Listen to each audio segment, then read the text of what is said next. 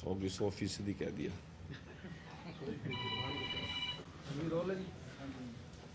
जी, एक तो one nation one election bill सरकार लाने जा रही है, आप कैसे देखते हैं? क्योंकि लगातार इलेक्शन होते हैं, तो किस तरह से देखते हैं? देखिए, जब देश के प्रधानमंत्री जी ने पहली बार प्रधानमंत्री पद का कार्यभार संभाला था, उस समय से देश के माननीय प्रधानमंत्री नरेंद्र मोदी जी का ये एक विजन था कि पूरा देश लगातार आचार संहिता में 5 के 5 साल चले जाते हैं हमारे, और कहीं ना कहीं डेवलपमेंट भी इफेक्ट होती है और पॉलिसीज़ पे भी इफेक्ट पड़ता है।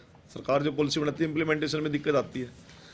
तो ये एक वन नेशन वन इलेक्शन की बात लंबे समय से चली हुई है, और हो सकता है कि इस सेशन में ये बिल सरकार ले आए, और ये देश के लिए हित के लिए है। 5 के 5 साल हम लगातार कभी विधानसभा चुनाव में, कभी बाई इलेक्शंस में, कभी लोकसभा चुनाव में, कभी अन्य तरह के जो चुनाव चलते रहते हैं, तो ये सारा सारा कोई देश की बढ़िया परफॉर्मेंस के और डेवलपमेंट के हित में नहीं है। और यदि ये बिल आता है और सदन में पास होता, पारित होता है, तो ये हम सब के लिए, देशवासियों के लिए खुशी की बात है। कांग्रेस उपराष्ट्रपति के खिलाफ अविश्वास प्रस्ताव लेकर के आई है, कैसे देखते हैं? कांग्रेस का बस चले तो पता नहीं क्या कुछ कर दे वो। अब जिस प्रकार की हरकतें कांग्रेस आज के दिन कर रही है, तो कांग्रेस अपने ही कलाई खोल रही है।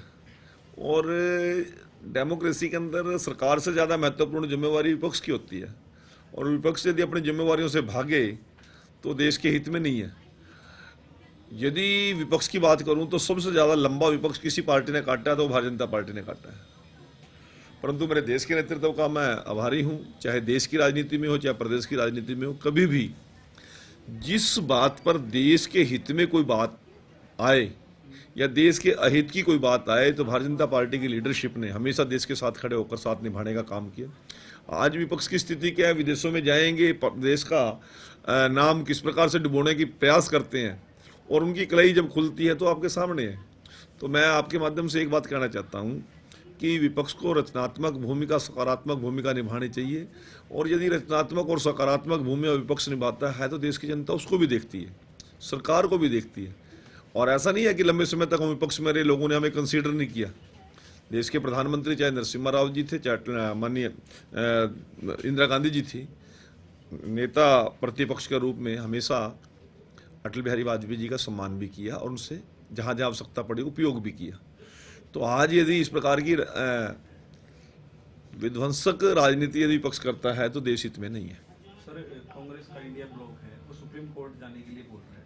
महाराष्ट्र में चुनाव पर ईवीएम पर आरोप लगा रहा है कि भाजपा हर बार ईवीएम का इस्तेमाल करके और वो जीतती। तो आप किस तरीके से देखते हैं? तो कोई कांग्रेसी मिले उसे झारखंड के बारे में पूछना ना, यदि कोई कांग्रेसी मिले उसे दीपेंद्र हुड्डा के लोकसभा के चुनाव के बारे में पूछना ना, शैलजा जी के चुनाव के बारे में पूछो ना। तो क्यों नहीं वरुण लाड़ा के चुनाव के बारे में पूछते? उनसे कहते वहां भी तो ईवीएम थी। अब कड़वा कड़वा थू, मीठा मीठा गप, ये कांग्रेस की नीति बन चुकी है। परंतु 5 साल के 5 साल उनका किस प्रकार विपक्ष की राजनीति के अंदर चाल चलन और चरित्र, और उनके किस प्रकार की बयानबाजियां देश के अहित में आती हैं, देश की जनता सब नोट करती है। और रोना रोएंगे ईवीएम का।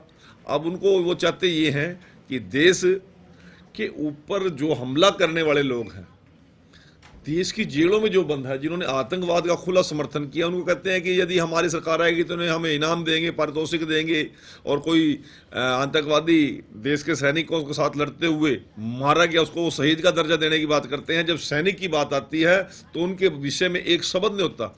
आज बांग्लादेश के अंदर किस प्रकार से अल्पसंख्यक लोगों पर अत्याचार हो रहे हैं, जुल्म जाते हो रहे हैं, किस प्रकार से वहां पर उनके पूजा स्थलों को तोड़ा जा रहा है, ये कांग्रेस को नजर नहीं आ रहा है। एक शब्द नहीं बोलेंगे, परंतु देश विरोधी ताकतों के साथ मिलकर उनके सुर के सुर मिलते हैं। तो ये देश की जनता, देश का मीडिया, देश का मतदाता सब देखता है, पर रोना वो ईवीएम कर रोएंगे।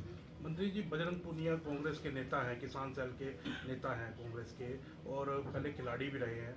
अब वो कह रहे हैं कि मैं जाऊंगा पंजाब में शंभू बॉर्डर के ऊपर किसानों के लिए, और 14 तारीख का उन्होंने आह्वान किया कि मैं वहां जा करके, और मेरे साथ कोई भी जाना चाहे तो। हरियाणा के किसान जबकि पहले से दरकिनार कर चुके हैं और पहले इस किसान आंदोलन से अलग है, लेकिन वो हरियाणा के किसानों को इकट्ठा करने की बात करें और कह रहे हैं मैं जाऊंगा शंभू बॉर्डर पर। जाए ना, कौन रोक रहा? बांग्लादेश भी जाए, शंभू बॉर्डर पे भी जाए, तो बांग्लादेश भी जाके आए ना, किसने रोक रखा है? और किसान का कांग्रेस का नेता है बजरंग पूनिया, मैं तो आज पहली बार सुन रहा हूँ। अब हुड्डा जी बोलना बंद करके, शैलजा जी बोलना बंद करके, गीता बुक्कड़ बोलना बंद करके, रणदीप बोलना बंद कर दे, एक वो बोल रहा है। अब देश की सबसे बड़ी खाप है बनियान खाप, जिससे मैं संबंधित हूँ। वहाँ के माननीय राष्ट्रीय अध्यक्ष दादा रघुवीर नारायण जी ने बयान दिया है कि हरियाणा प्रदेश की सरकार और केंद्र की सरकार किसान हित में बड़ा काम कर रही है, इसलिए हम किसान आंदोलन का हम समर्थन नहीं करेंगे। देश की कितनी खापें इस प्रकार का समर्थन कर रही हैं? किसान कि जितने संगठन हैं वो इसका विरोध कर रहे हैं। अब बजरंग पूनिया जी जाना चाहिए, हम कब रोक रहे हैं? यह देश आज़ाद देश है, डेमोक्रेसी में कोई कहीं भी जा सकता है, परंतु साथ साथ एक गेड़ा बांग्लादेश के हमारे और कोई पासपोर्ट बनने में दिक्कत हम मदद करेंगे उसकी।